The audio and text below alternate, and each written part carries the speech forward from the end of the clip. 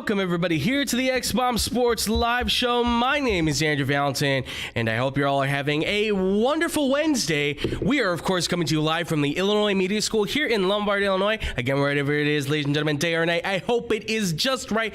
And unfortunately, Drew could not be with me today, but I am not all by myself here, ladies and gentlemen. I have the wonderful, the impeccable, the Mr. Fantastic Beard himself, Mr. TJ Knacker. TJ, how you doing, man?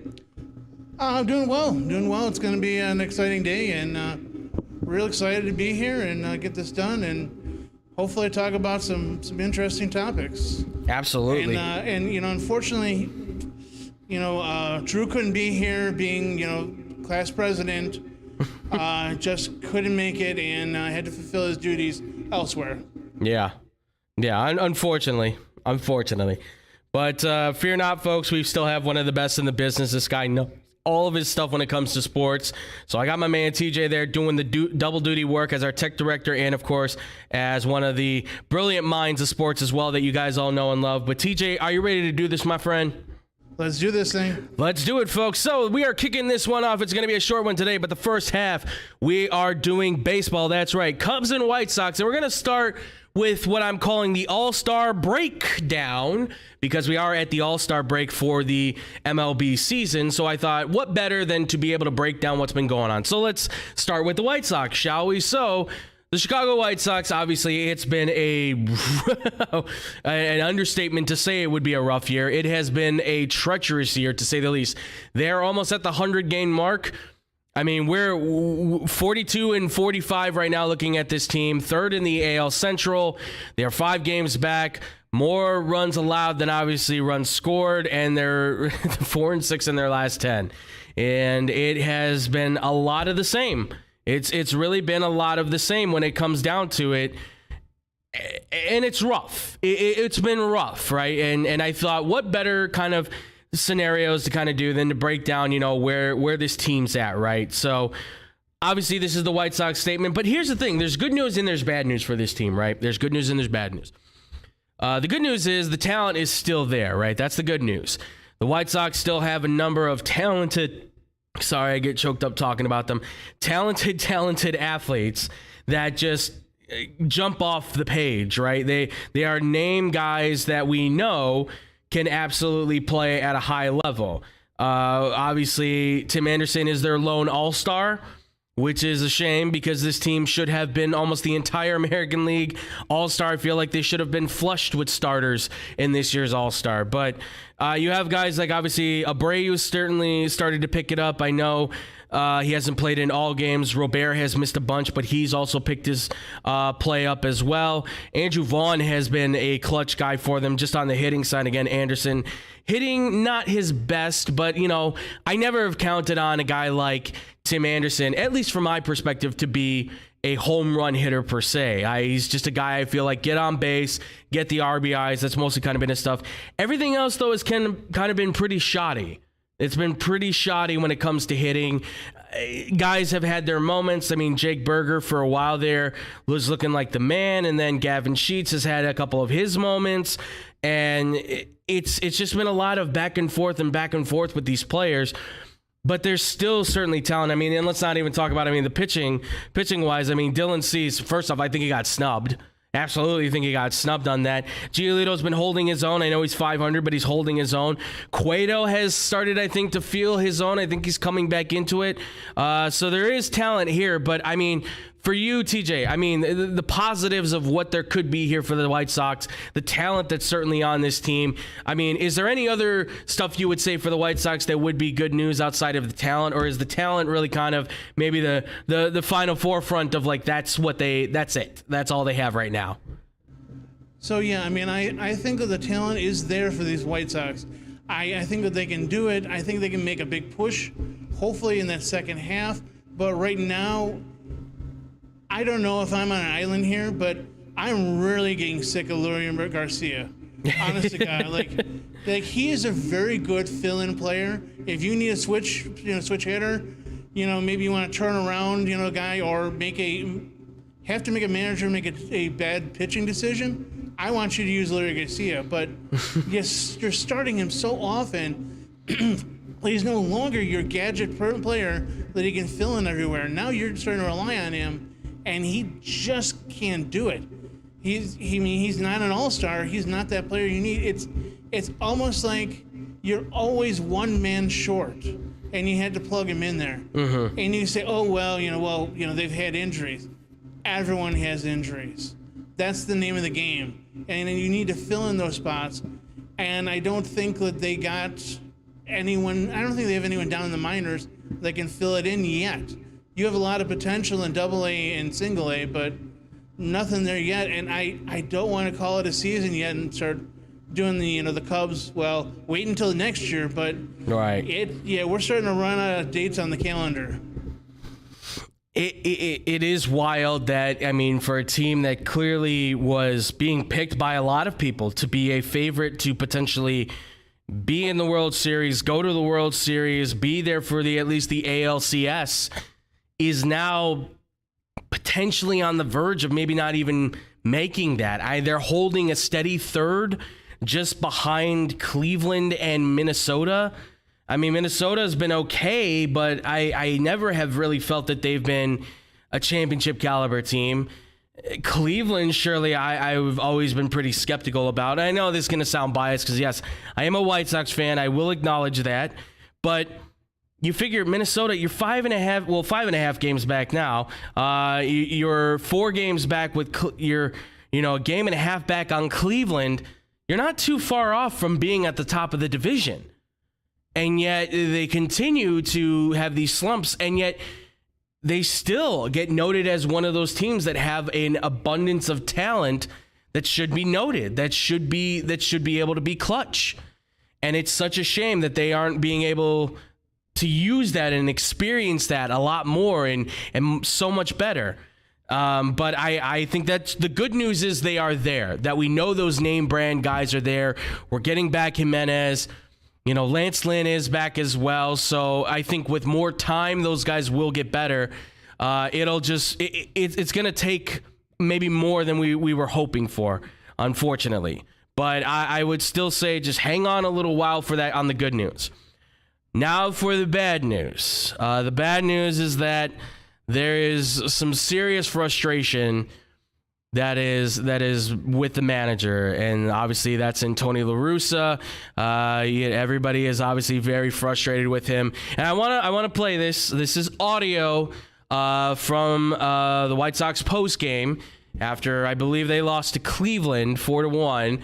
This is Ozzie Guillen sitting with Scott Podsednik at NBC Sports Chicago, and they are talking about the Tony La Russa situation after this loss. This is Ozzie Guillen basically going on his now infamous rant about Tony La Russa.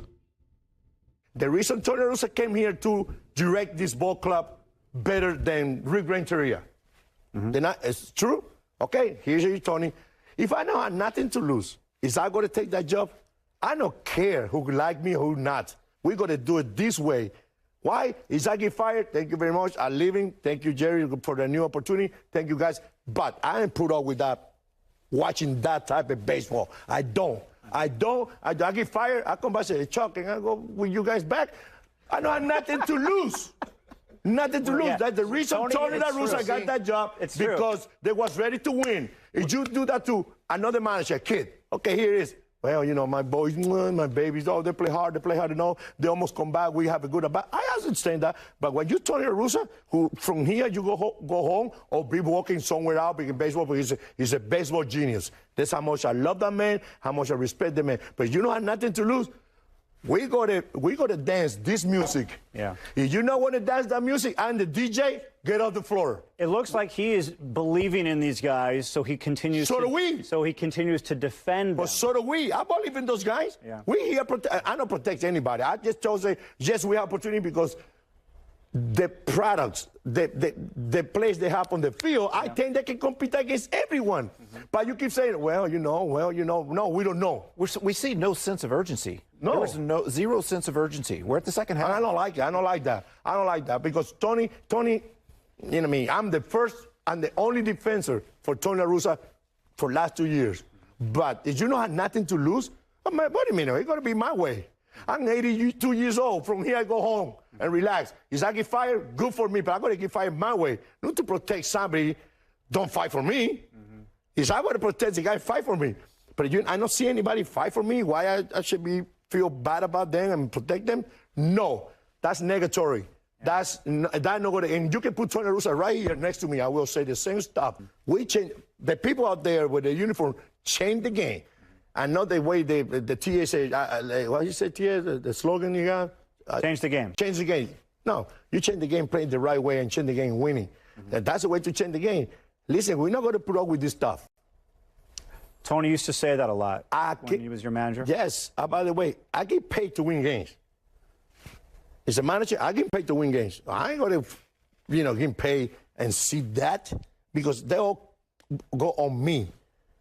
They all go on me. It's how many times you see they fired 27 players. Yeah, so we've been talking amongst ourselves wondering when he would do something, say something like you're saying hasn't happened yet. He, says little things here and there, but I think what you're saying is... I hope somebody told Tony, Ozzy just killing you on TV just because I want him. Not because he's a bad manager. It's just I want him to be that guy. Yeah. David White Sox need that guy. Yeah.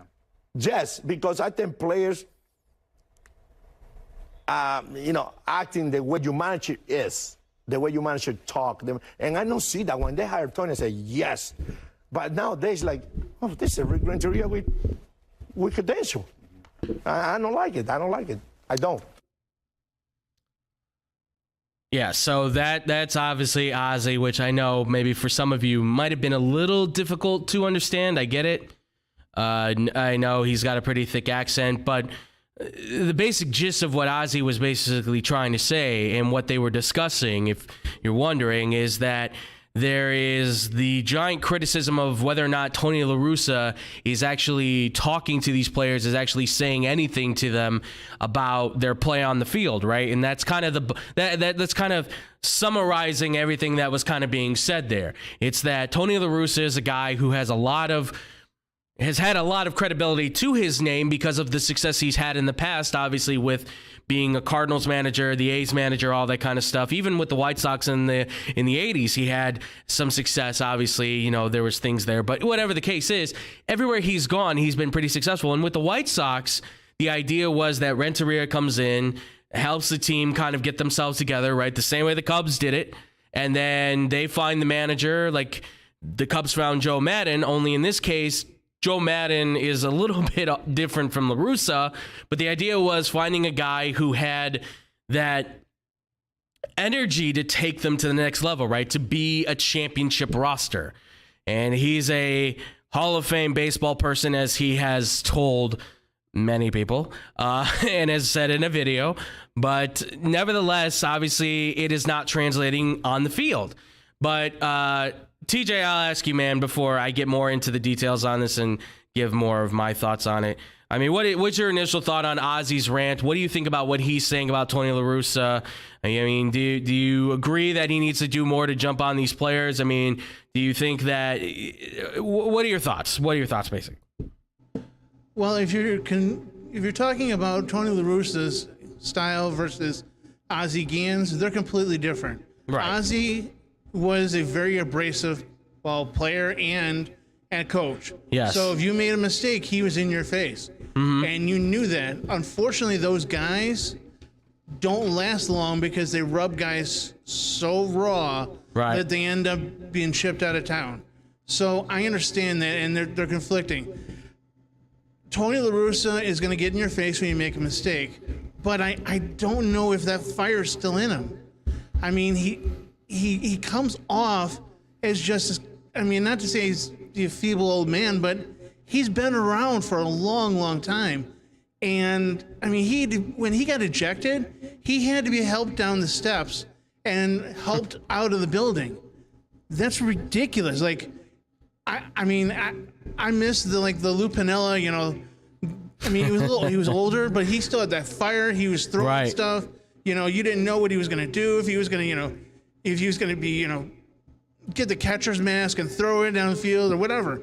You had that fire, and I don't know if that's really, if he's just like allowing his other coaches to manage, and he's just kind of supervising. The only thing I do kind of like is that they are only, what you said, 5 games behind? Yeah, 5.5 games back from the lead. So last year I came out and I thought the White Sox go in the World Series, and they came out and they were world beaters, and then they fizzled out. So my hope is, being a White Sox fan also, that they're going to be able to go out there and be able to put that nice little hittings, the streaks together going into the playoffs. But, I really am starting to lose hope as the season's going on. Yeah, it's very well said, DJ. Very well said. I mean, I agree. I think the problem with Tony La Russa is baseball, Ozzie Guillen said in there too, baseball, the game hasn't changed, but it kind of has, unfortunately, right? La Russa retired, I believe it was 2011, right after they won the championship. I think that was his last go at it, if I'm not mistaken. I'm pretty sure. So he hasn't managed in a long time, right? And unfortunately, with the way that technology and everything has developed, culture changes so rapidly, right? It changes so quickly that for a guy like La Russa, who, like you said, he's in his 80s now, unfortunately for him, time has passed. The time has passed. The time is over. He is no longer a young pup. Excuse me, he's not 80. He's 77. Which it blows my mind because, and I know he's had his issues in the past, but my father is I think as old, if not, he's maybe I think a year older possibly. And he doesn't look anywhere near that bad. My dad looks like he's in his late 50s, maybe early 60s at this point. Still playing baseball, by the way. Doesn't need help getting down the stairs or anything, and still works out. Very proud of him to do that. Tony La Russa is way out of sync with the game. He is totally out of range with the game. Yeah, 2011 was the last time he managed. That's it. They win the championship, and that's the end, folks. See you later. Goodbye. And that's probably where it should have stayed. I don't know why or who brought him back. Our assumption has always been Jerry brought him back. It's Jerry's choice. Sounded like Hahn wanted to hire A.J. Hinch. Kenny Williams didn't say anything. And the report is now that Kenny Williams had to address not only the players, not only the coaches, he addressed the entire ballpark, the entire clubhouse, staff in the front office and all. Anybody below him had a meeting and basically to address what was happening. And silent man Kenny Williams, of all people, was the one that had to speak sensibility. That's a problem. That's a real problem. This is one of the guys that I have always felt has been a part of the problem because he's not saying anything. And for him and Rick Hahn to think that they can allow this to continue to go, it's almost negligence to a business. This is what gets people fired. This is what loses people their business licenses. This is what happens when you have terrible owners at the top. And honestly, I unfortunately, nothing's going to change, I think, until Jerry, pardon my say-so, but kicks the bucket. Unfortunately, I mean, we saw what happened with the Wirtz family, right? Old man Wirtz has control of the team. He passes away. Rocky takes over, puts him back on TV, starts hiring proper people for the front office, hires a really good coach to take them to the next level.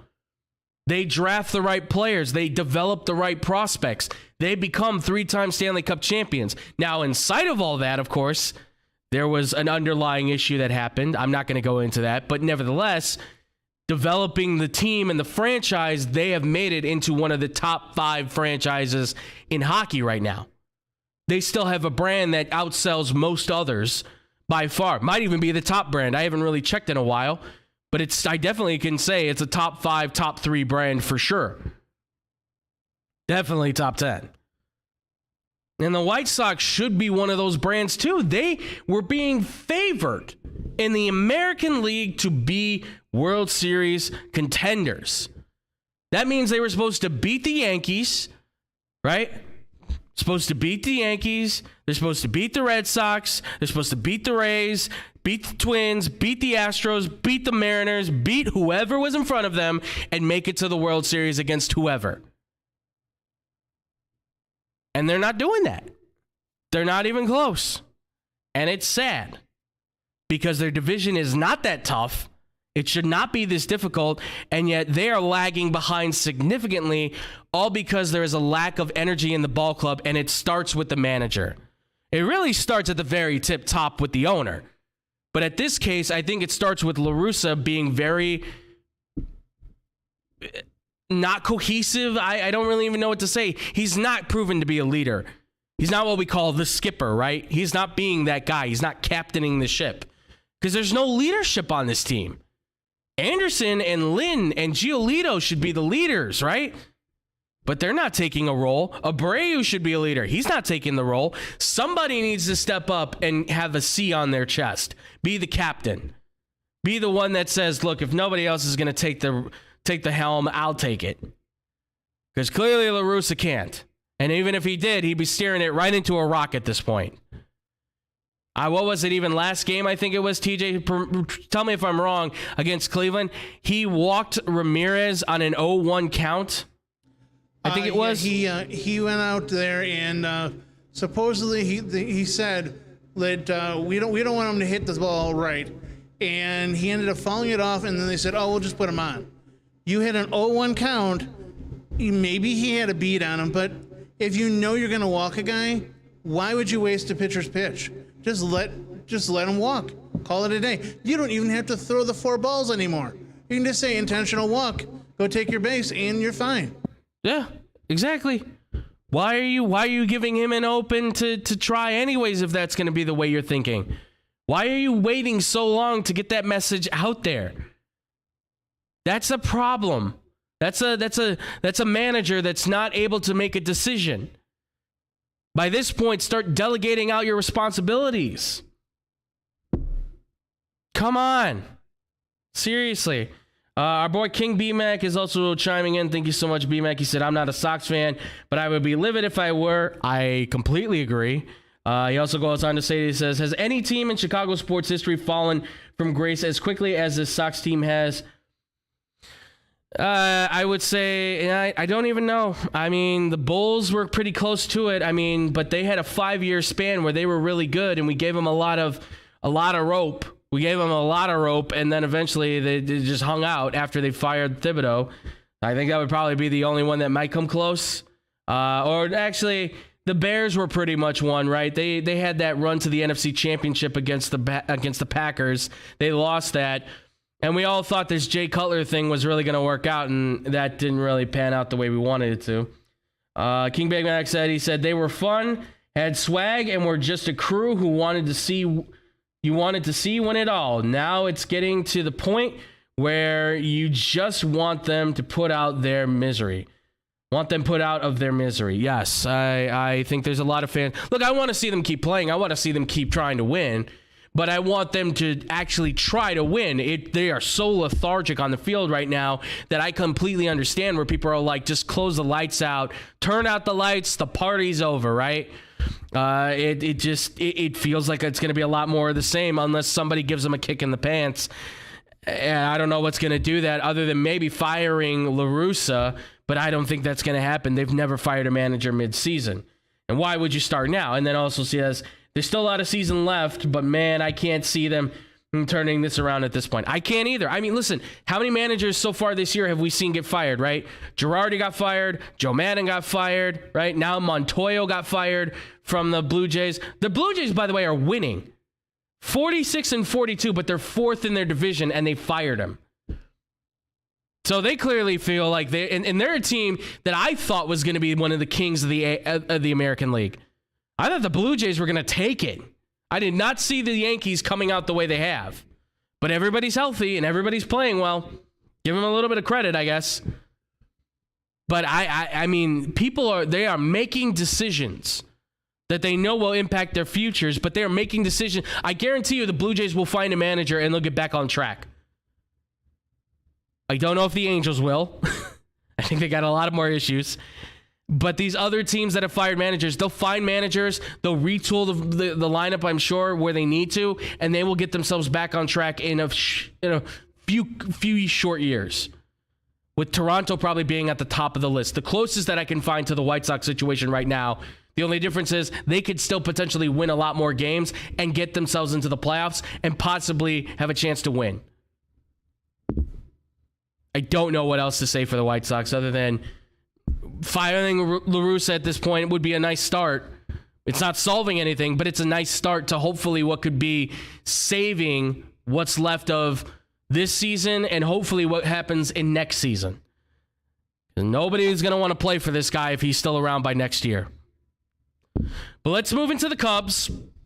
I want to get on the Cubs. I want to talk about them. So the All-Star breakdown for the Cubs, they're not having a good year either. Obviously, they're having a bad season. They're at the bottom of the league right now, bottom of the division. You know, but here's the thing. Let's jump into it. There's the good news, right? There is a bright future for this team, right? It is in place. You've got Horner, who is probably their best player, I would say, right now on that field at any given time. He's been playing out of his mind. Morel has been really good. More trying to get that word out. He's been really good morale for the team. Morel has been really good morale he's been an energy for this team, a lightning rod. And then Thompson and Steele have been really good pitchers. I know they kind of have had their moments where they've really kind of dipped off. I know Steele's record is not great, but they have actually not looked too terrible. They actually look like they have a future. But TJ, for you, I want to ask the good stuff for the Cubs. I mean, the young future seems to be there. Is there any other good news you could have for the Cubs, maybe even pertaining to possible Contreras or anything like that? Do you see that being a potential good news that could be there for the Cubs, or do you think that's just kind of a wash? What are your thoughts? Well, I mean, the good news is that you have guys in the minors that are actually progressing. Yes. And you had, Brendan Davis did kind of take a step back when he got injured. Mm-hmm. Understandable. But you still have that talent. You know, he can still hit the long ball. He may not be able to play center as well as he did before, but he'll still get out there and get some balls. And then you have your one guy that you traded Javier Baez for Crow Armstrong when he was playing for the Mets. He's now in your future game. He is your representative, and I think that he will, if he progresses, be an amazing piece to this team, but he probably won't be up for, I'd say, 2 or 3 years. Mm-hmm. I mean, if it ends up being, he could end up next year, probably September call-up, if he keeps going as well. And you still have Ed Howard down there. Yeah. I mean, you have a team that has a lot of potential, and I wouldn't say buy season tickets for this year, honestly, but if you can get a cheap one for next year, you start looking at a team that's starting to make that turn. They had to tear it down, and the Wilson Contreras is probably not going to be in Chicago much longer. I see a catcher being a hot commodity that maybe you can get more prospects and maybe rebuild this team and be able to sustain a really long playoff run without having to overpay guys and see them be traded off into San Francisco and New York and other teams when you just don't want to pay them. So let's see. Yeah, first off, for those who don't know, in the top 100 prospects, the Cubs have actually 4 players in that list. Brendan Davis is their top guy. He's the 28th prospect. Then they do have, I keep forgetting they have this kid that plays the shortstop for them, Christian Hernandez, who's been a solid shortstop for them thus far, and he's a young guy. He's right now the 67th prospect. Then you have Pete Crow Armstrong, like you said. He's the 77th prospect, and he's grading out fantastic right now. And then they have their 4th prospect, which is Kevin Alcantara, and he's looked really good as well. They have 4 ball players right now in the top 100 prospects None of them are pitchers, unfortunately, which is really kind of what they, I think, need to kind of start loading up on. But they got some guys. John Wicks is a pretty good guy they took in the first round. I like him. I like his style. I think he's a good pitcher. I know they have a few other guys that are kind of sitting in the farm system right now that are arms that are potential for them as well. But the Cubs do have a future. Like you said, Pete Crow Armstrong is probably the most fascinating player of theirs, because watching his highlights from his time with the Mets in their farm system to what he could translate to for the Cubs is absolutely fantastic. Brennan Davis is going to be a shot caller. He's going to be a shot caller for you. He's going to be a difference maker when he steps out on the field. Give him he's going to need some at-bats, but when he's got the at-bats, he's going to be good.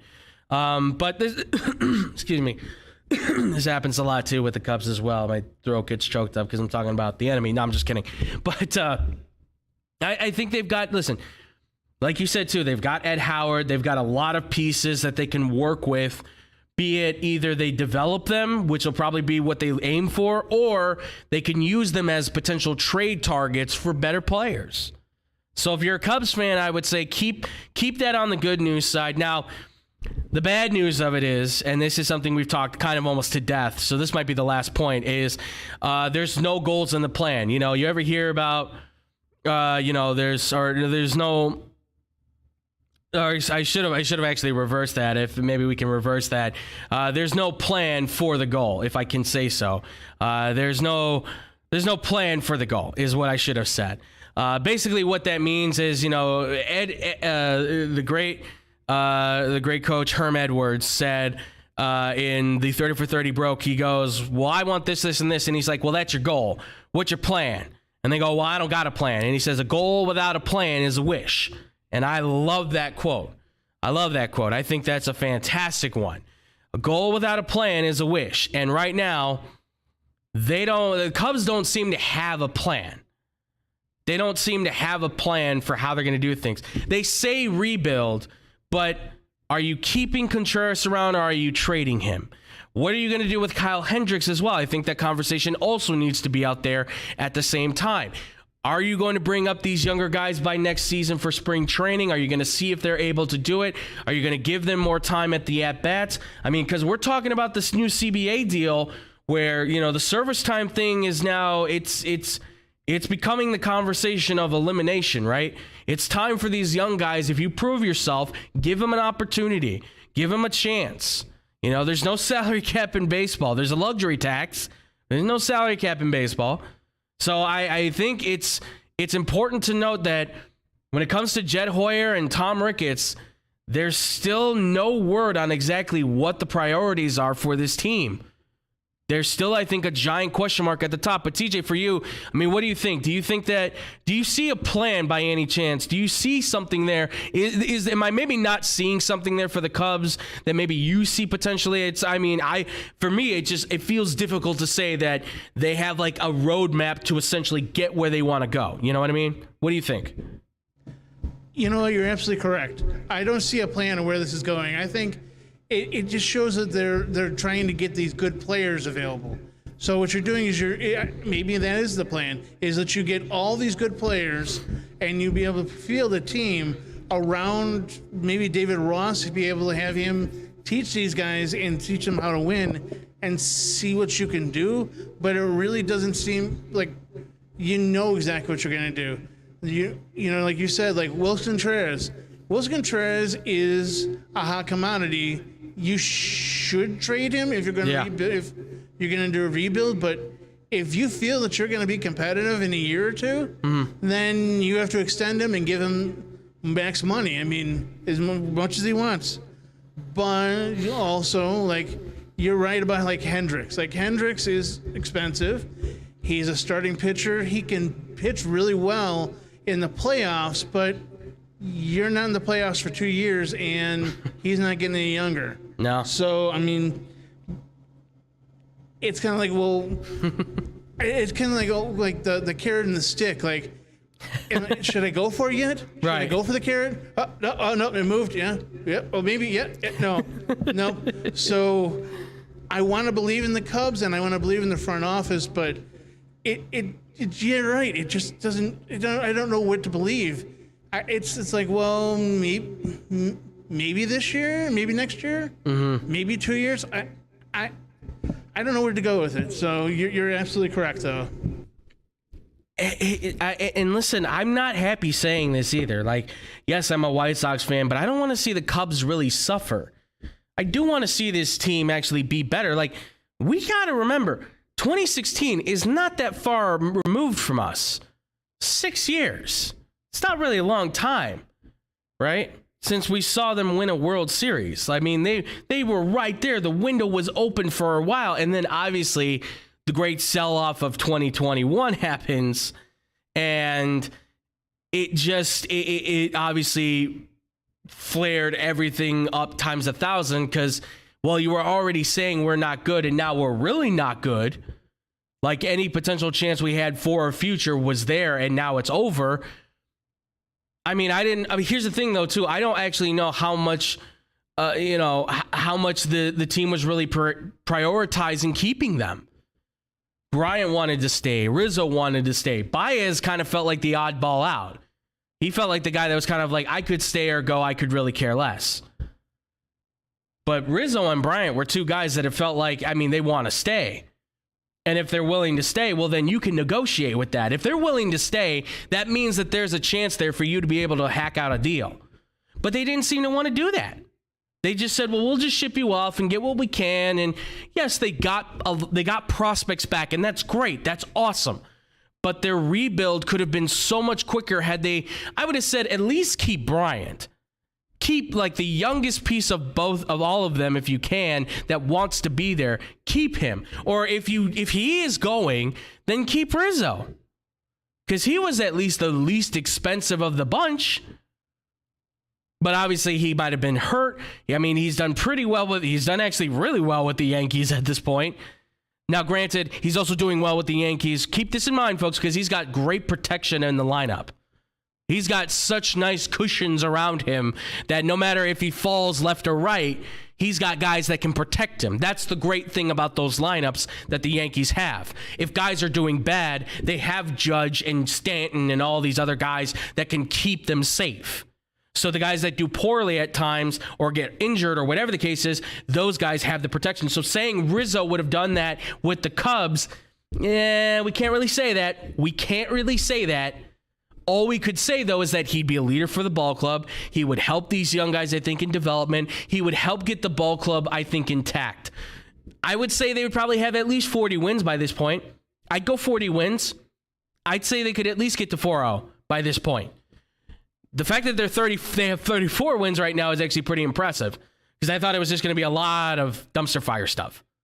But these young guys are really coming up. But the problem is you have everything kind of like in the mixing bowl, right? Like it's like you are ready to potentially start adding in those special ingredients that we can start baking and cooking it and seeing if this thing can come out as a cake on the rise or if it just falls down flat as a souffle.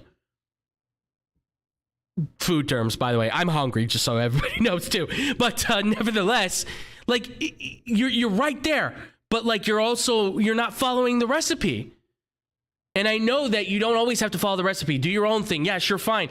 But for ball clubs, for sports franchises, really, there is a formula you can follow. It's a roadmap, let's say, of a certain type that leads to a certain direction, right? I mean, it goes to a certain point, and then at some point, it's like, okay, you've gotten here. Now you make your decision on what you want to do, right? You can go this way, you can go this way, or you can try and create your own path. That's a little bit harder, but it has been done before. And that's what the Cubs, if I'm wrong, TJ, but it felt like the Cubs kind of diverted from a path a little bit by doing something different with the way they built that team in 2016. And not too far off, but it was a little bit different from what we saw. I would say maybe they borrowed a little bit from what Houston had done, potentially building up these young bats and then bringing in the veteran arms.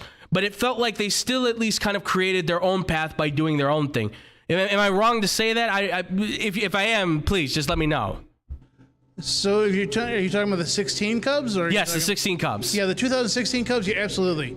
Yeah, they ended up tanking enough that they could end up kind of getting those draft picks and be a little higher, and it was the tank to get the better player. And then they took the Epstein. Well, hey, well, guess what?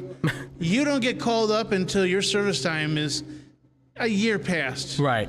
So they ended up manipulating the rules, which, I mean, everyone did. Mm-hmm. And, I mean, that's what Houston did and what the Cubs did is a reason why you have some of those draft rules to stop those guys from tanking and completely shipping out the entire team just so you can get the number one pick. You're absolutely right. It's just thank you. I just needed that confirmed because they did. I mean, they did such a good job, but obviously, who's driving the bus, right? It's Epstein. Theo did a great job building that ball club as the president, right? He and Jed Hoyer worked together, found a way to put all the pieces in place. He knew exactly how he wanted to build this ball club. He saw what they had. He said, we can work with this, traded what needed to be traded, found what needed to be founded. I mean, think about it. Like you said, the service time of Chris Bryant. Let's not forget the John Lester signing, right? The Hayward signing, which has now really backfired on them. But at the time, it was a smart move. It was a smart move. And how about the Fowler move, right? Let's not forget that. The Fowler move was huge. That was huge for them, right? They had everything, and they knew exactly what they wanted to do. They knew how they were going to follow the roadmap, and it got them a championship. And now, after Theo's left, after things have really kind of started to dissolve, Jed Hoyer is kind of sitting out in the wind going, well, what do I do? Meanwhile, you've got you've got Tom Ricketts kind of going, I mean, I'll do what I can, but it's not my money. And that's part of the problem here. Kind of going back to the White Sox, right? It's Jerry running the team as the owner, and it's his money, right? People forget that. Like, Michael is the president and CEO of the Bulls. He runs the Bulls, but it's still Dad's money. That's the issue. Like, Dad will say how much he can and can't spend, unfortunately. Meanwhile, with the White Sox, Jerry has the full control as owner and as money. He's all of that, right? That's the issue. Meanwhile, for the Cubs, Tom Ricketts is the guy in charge, yes, but Papa Ricketts is the guy who's the money. And if Papa Ricketts doesn't want to spend the money, it's not like Tom can say, no, Dad, I overrule you. And I think Tom Ricketts actually cares about this ball team. I think he does. I think it's the father, Papa Ricketts, that just is like, this is another piece in my portfolio. And I've been saying that for a long time, and I'll continue to say that because he does not seem... When's the last time we even saw that man at the ballpark? We see Tom Ricketts there all the time. He loves this team. He loves this team. You don't see Father Ricketts anywhere. Now, I know he's old, but still, you would think as the guy it's the Ricketts family, as the patriarch of the family, you would think he would show up a couple of times. Not just on the media day where we're rebuilding the ballpark, we're building the area around it, and we won a championship. Yeah, TJ. You know what? I was thinking more about that, and it seems like Papa Ricketts, as you referred to him, it's kind of like, well, we can get you a new center fielder, or we can build this hotel across the street. You get to choose. Do you want the cotton candy or do you want the peanut butter bar? Right. Pick one, because you can only have one, son. Right. So it's like he holds on to the wallet, and you can only spend so much money, and you're spending my money. Right. So you're not getting both. Yeah. Absolutely, exactly. Yeah, it's the kid at the candy line, right? You're standing in line with your mom, waiting for the groceries, right? And she says, all right, I have $1 for you. And you can either get a Snickers or you can get a Reese's cup. But you got to pick one. Can't have both, you got to pick one, right? That's what this is. That's what this is. You're absolutely right, TJ. That's what this is. You can have one or the other. What do you want? And even then, he can still sometimes say, well, this is what I want. That's the problem here. And again, and I don't mean to be crude about this. I don't mean to sound so ill on this. But again, nothing may change until either they sell, which it feels like they're possibly gearing up for, or Papa Ricketts passes away. And I don't want to say that again, but this is, unfortunately for Chicago teams, it feels like nothing gets done until the owners who own these teams are gone. Virginia's 99. Papa Ricketts, I believe he's in his mid to late 80s at this point, if not older, right? Jerry's in his mid to late 80s at this point, right? Like, these owners are very old now. The only one that's not is Wirtz. He's the only one. He's the only one, right? Everybody else. And Michael is the chairman of the Bulls, so he's already kind of in a position to take over when it's all said and done. But still, it's Jerry holding on to the wallet. It's the patriarchs of the families that, or the matriarchs as well, in terms of Virginia, that are holding on to all the money, that have the final say in what happens. Not to be crude again, but until they pass away, things may not change. I'm sorry, Sox fans, Cubs fans, Bears fans, even Bulls fans and White Sox fans. Nothing will change, I think, until the old regime is out and the new regime is in. That's, of course, if the new regime want it.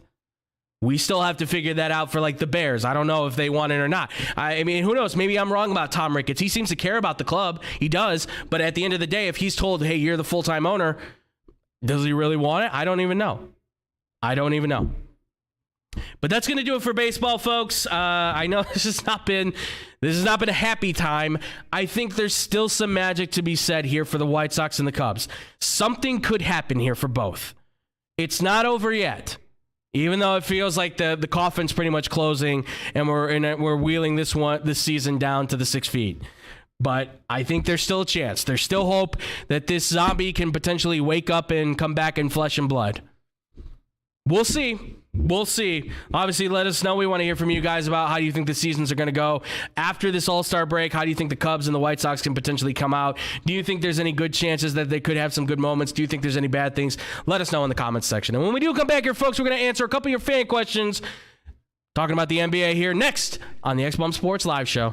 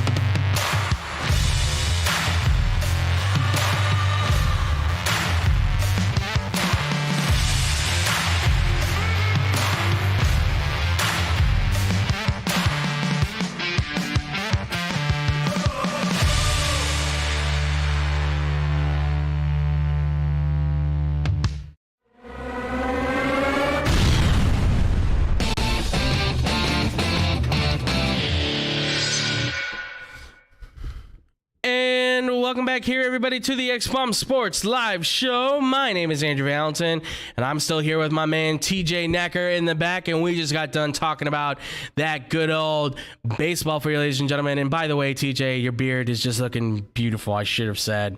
Thank you very much. Everybody loves it, man. Everybody truly loves the beard, I'm telling you. It is majestic. It is very majestic. Sorry. I get choked up thinking about TJ's beard because I unfortunately decided to cut it all off, because you ain't gonna grow back if it doesn't get cut off every once in a while. But we got some fan questions of the NBA variety. Obviously, guys, for any fan questions that you have for us, please send us to them. Excuse me, God. At xbsportsofficial@gmail.com. There's something now in my throat. Thank God that I came back from break. Yes, so please make sure to send our questions there. TJ, are you ready to answer these questions? Absolutely. Let's do it. Let's do it then, folks. So our first question, this is coming from John from Salt Lake City, Utah. Thank you so much, John, for asking the question. This has to do with the most recent news that has been coming up. So we just got this one. This is dealing away Donovan, and he asks, should the Utah Jazz trade Donovan Mitchell and rebuild? Or should they potentially hold on to Donovan Mitchell as much as they possibly can and see what the future holds for the Utah Jazz going forward? So again, thank you so much, John, for the question. TJ, I'm going to toss it to you, my man, real fast. Or not fast, sorry. Real to you, Donovan Mitchell and the Utah Jazz. It sounds like the Jazz have really been changing their tune. They were saying they weren't going to trade him, and obviously traded Rudy Gobert. Now they're talking about potentially maybe even listening to what they have to offer for Donovan Mitchell.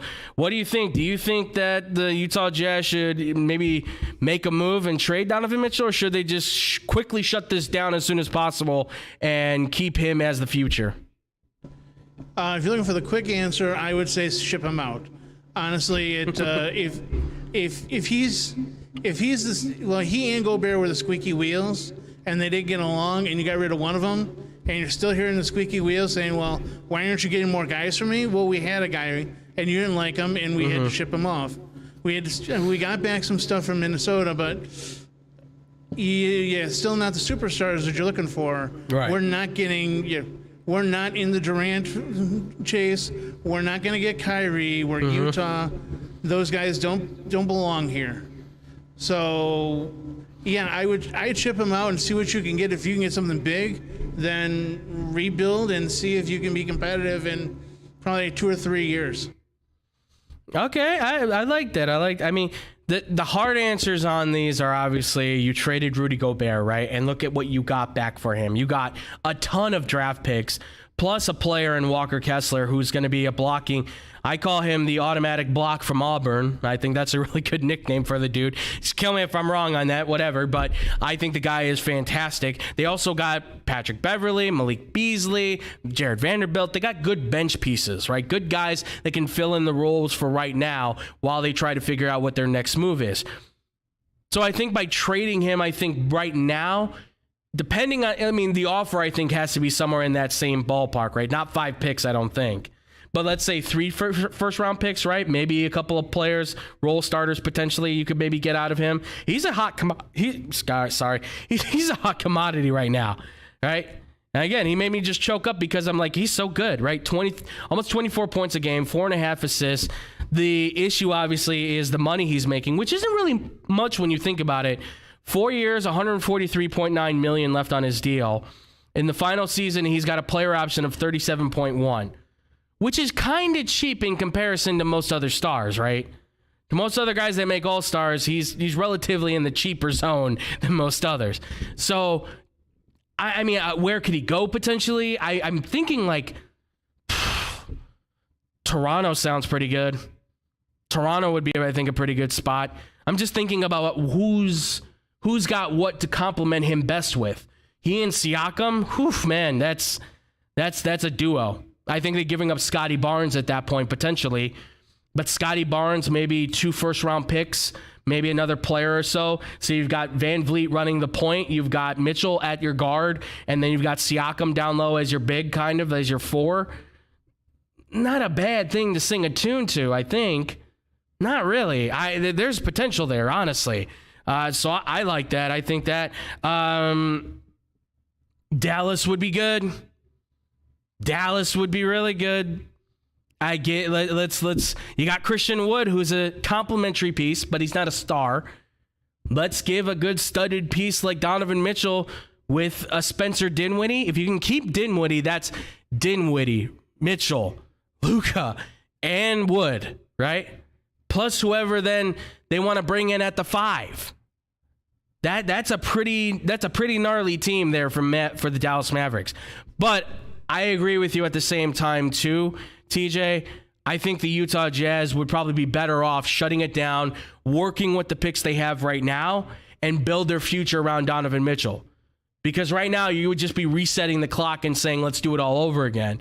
You still have a potential to at least go 500 this year and progress throughout the playoffs as long as you draft properly, or trade those draft picks to get certain players to come here, right? They have a great opportunity to potentially be something. So So you would say, TJ, for you say keep him? That's your final answer on it? I would keep him unless someone brings an offer that you can't refuse. But if he starts talking, big numbers and says, well, I want my contract to be, then I may be showing him the door because I'm not a top 10 market that I can spend, $50-60 million on one guy. True. Very true. I would say just shut it down. listen to the offers, but if the offers aren't there, if you don't feel that they're right, shut it down. Because let's not forget, there is the trade deadline. And the trade deadline would be the perfect spot to really kind of try and see who's willing to sell to try and get a championship. Because he could be a piece. I don't know what piece he would be, maybe a 2 or 3. He's not the main guy, but he could be a complimentary piece to a team trying to win a championship. All right, and our final question, this comes from Eric from St. Cloud, Minnesota. He's a giant NBA fan. He said, he basically asked us, he said, guys, listen, I'm a Timberwolves fan, but I'm kind of curious as to what you thought about the Damian Lillard deal. Damian Lillard, by the way, got a 2-year, $122 million extension, as well as obviously Bradley Beal getting his deals. But he said, I checked the numbers and I saw exactly where they're at in the salary cap. And he goes, do you know how bad this hurts them in the cap? So my question is, do you think that the Trailblazers and the Wizards potentially made a mistake on giving Lillard and Beal these extra deals? What do you guys think? Thank you so much, Eric, for the question. TJ, I'll turn it to you, man. I mean, first and foremost, what do you think about... Give me your thoughts first on the Damian Lillard extension and obviously Bradley Beal's deal. I know you were here when we talked about it, but give me your thoughts on those two deals. And then what do you think? Do you think it was a mistake to maybe give him that money, or do you think this was the smart move for them going forward? So if you are Portland, giving Lillard that money is good because it's only a 2-year contract. Mm-hmm. It's not one of these mega deals that you're signing him for 7 years. Right. Now, given him, I believe we said, what, $61 million a year? Believe so, Somewhere yes, estimated. there. 62 million a year. You're taking up on a lot of the cap. And you end up in that same situation that we had with good old Karen Rodgers. We can't put anyone around you because we spent all the money on you. Right. So we have nowhere to go. You can try and draft some guys, but you're not going to have that super team. We can't build that team around you because you're taking all of the money. Right. So I like the contract. If you could try and get maybe some good picks and build this team and give Lillard maybe a good team at the back end of his career, I like it. But if you're trying to win today, it's rough. It's real rough. And the Beal deal, God, I mean, I don't like it either. Like it just doesn't give. He's not a player that is a number one. He's been hurt. Mm-hmm. I don't know if I can build around him. Like I don't know. And taking that money again, it's that same big problem. You take up 75% of the cap and then go, well, why can't we hire these guys? Why can't we get these guys? I need a number two. I need a Robin to my Batman. Right. Well, yeah, I'm sorry.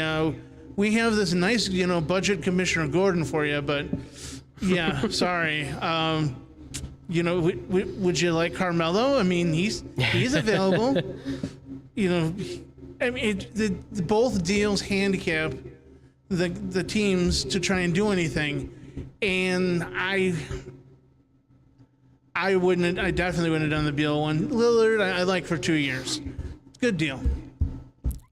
It's tough because I know how important both players are to their teams. I think we both understand that. These are the two most iconic players probably for their franchises in the last 20, 30, 40 plus years, right? I mean, it has been a hot minute since Portland. I'd say that the guy that can equivalent to what Damian Lillard has become would either be LaMarcus Aldridge or Brandon Roy.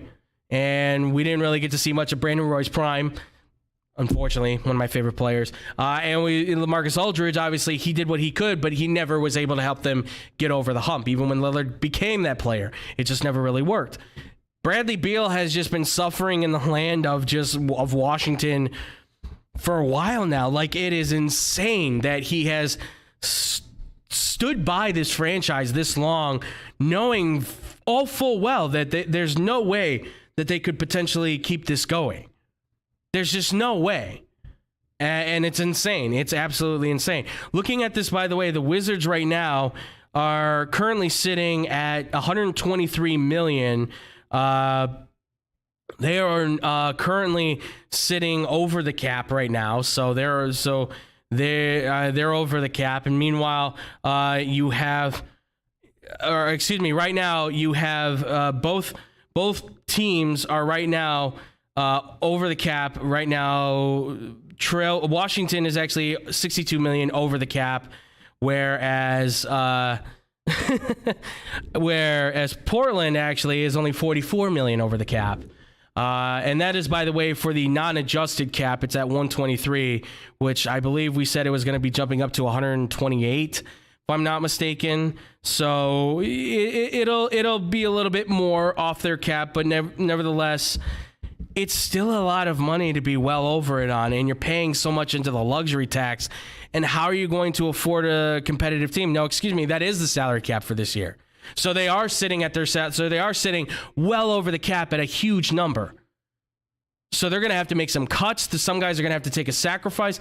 That's a big hit, considering that Portland just added in Jeremy Grant and has been making moves that look like they potentially are going to try and see if they can win something. Meanwhile, Washington, I don't know what direction they're going. And again, they're a team that doesn't seem to have a roadmap to where they want to go. They just have a bunch of pieces together, and they're kind of like, let's see what happens. Honestly, if I'm sitting here right now, I think both were kind of like rough deals. Because I think Portland is not going to go anywhere, unfortunately. I don't think they're making the playoffs this year. I don't think that Washington's going to make the playoffs either. I think this was cash grabs for both players. This was easy money for both teams to be able to throw at these guys and say, we got 2 years for Damian Lillard to sell, and Washington's like, we got 3 to 5 years to potentially use this guy to sell tickets. That's what I think they're looking at. And I know that's kind of crude, and I know that might not sound nice, but that's the way it's kind of shaping out right now. Neither one of them feel like they were moves to better their ball clubs, specifically in the way of, we want to win more. It felt like a move in terms of, it's more practical for our business if we just keep them around. If giving a face to the fans is just going to put them in the seats, then that's what we should do. Not building a ball club. Portland might be different. I don't know. But it feels like they are putting a lot of stock in the hopes that Jeremy Grant, Nurkic, Shaedon Sharpe, and Damian Lillard, plus, is all going to make the difference. Not to mention Anthony Simons got his mega deal as well for his $100 million extension. It's not a bad roster. It just doesn't sound like a championship roster when you consider the strength of the West. That's tough. And with the Wizards, they're young. They're so young. Avija, Rui Hachimura, Brandon Davis now, a guy who they really didn't need. They don't have a point guard, but they needed Brandon Davis. I just don't know what direction they're going in. Let's not forget they got Porzingis still. With the Trailblazers, it's like they're going for broke in almost a literal fashion. With the Wizards, it feels like they have no idea where they're going. And again, the problem is kind of ownership, right? Paul Allen has passed away, so now his sister runs the Seahawks and the Trailblazers. Seahawks are looking like they're going to be possibly in a good shape in a couple of years when they get the draft and everything, as they tank away, fortunately. Portland's kind of a mess. Should have just sold the team to Phil Knight. Washington, I can't even speak to that franchise anymore. I don't even know what's going on with them anymore. It's a tangled web that they have weaved, and everybody's getting stuck in it, unfortunately. I don't see how this gets any better for either one of them. But sure, the fans will be happy. They get their stars back. Congratulations. I guess that's all we have to say. And that's going to do it for us here, folks, with the questions, and it's going to do it for us here on the show. Once again, I'd like to thank my man, TJ Knacker. So much, man. TJ, thank you so much for being a part of this and helping me out, man. You are so appreciated. I appreciate everything you do for me, amigo. No problem. Anytime. Well, please let the people know where they can find you, where they can see you, how they can find that luscious beard of yours. By all means, man. Well, I am TJ Knacker on Facebook. You can see me here. You can see me sometimes on Blow the Whistle. I'm in the back most of the time, and I'm in the back here for X-Bomb. And that's where you can see me. And then if you want to also try and get me on Instagram, I am Knack300 on Instagram. Absolutely, guys. Make sure to go give him a follow, give him some love, give him some likes. We want to make sure he gets the appreciation he deserves because he does a lot for us. And we're going to be doing a lot more. Our future is being planned as we speak, ladies and gentlemen. We have a lot that is going to be coming. Season 8. The plan is for this summer, we are officially going to at some point install Season 8. We are currently in the works on that, so be on the lookout for that. It's going to be a whole lot of new stuff, but we're really excited to bring it to you folks. But I am Andrew Valentin, of course. You guys can find me at Boom Crew Captain on Instagram. That's mostly where I'm at. So, guys, make sure to go follow me there. If you want to follow us anymore, obviously where you're seeing this live stream could be on YouTube or the Facebook. So follow us at facebook.com/TeamXBombSports for the live stream and updates. Also find us on the YouTube side as well if you want to. On Wednesdays and Thursdays, 5:30 to 6:30 p.m., we simulcast to Facebook and YouTube. So find us there, X-Bomb Sports on YouTube. Find it with the big red X. You can't miss it, folks. Also, too, make sure to check us out on our Instagram and Twitter at XBomb Sports as well. And any questions or comments you may have for us, as we just answered a couple of your questions. Thank you again to John and Eric. Make sure to hit us up at xbsportsofficial@gmail.com. We want to hear from you guys as well. Now, for the podcast, real quick rundown. We got Blow the Whistle on Mondays, 2 to 4 p.m. We've got the TV side every Tuesday, 2:30 to 3:30 on Facebook and YouTube. You guys are here on the XBomb Sports side. You can find Brandon Januska at 94.3 WMKR. Also find his podcast, Baseball Banter with Brandon, on Spotify as well. Also on Spotify, an awesome podcast known as Monday Motivation with Hannah B. And she's also a wonderful person, Hannah Brummer. She's on 102.3 XLC, The Afternoon Drive, as well. You can also find her at Star 96.3, where she's doing 96.3, where she's doing the After 8 shows with Eddie Volkman as well, so make sure to go check her out there. Also, too, check out our boys at the Parlay. It's our boys Tony Lopez and Kendall Gill. Hashtag Gill versus Paul. Hashtag Paul versus Gill. Come on, Jake Paul. You don't want to fight that man. You want to fight Kendall Gill. You know you wanted to. But you know what? Actually, he didn't, because he was scared. He knew. He looked up Kendall Gill's videos, and he knew he was going to get his butt whooped. So you might have just avoided your face being smashed in, okay? But make sure to go check them out at theparlay.com. They're doing great stuff. And finally, if you guys want to check out any more of our stuff as well, make sure to go check out the Fake Football Guys on YouTube. That's right, Fake Football Guys. Just search them on YouTube, and you will find them for all your fantasy football needs. And with that, ladies and gentlemen, that's going to do it for our show here. Thank you all so much for watching. Thank you all so much for listening. And we'll see you guys tomorrow. And as always, much love. And peace out, Boom Crew.